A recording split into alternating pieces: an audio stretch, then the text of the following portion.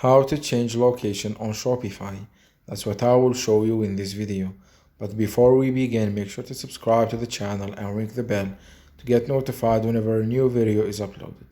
With that said, let's get started. So go ahead and open up your Shopify admin panel, and once you do that, click on the three lines at the top left of the screen, then click on settings at the bottom left of the screen.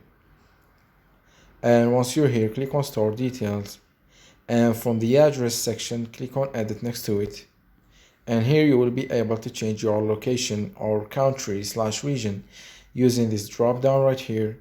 Say for example I choose this one right here.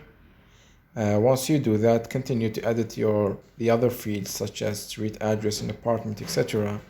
And once you completed your address, click on the save button at the top right of the screen to save the changes.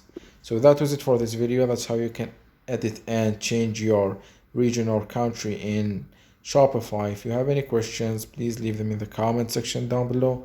With that said, see you in the next video.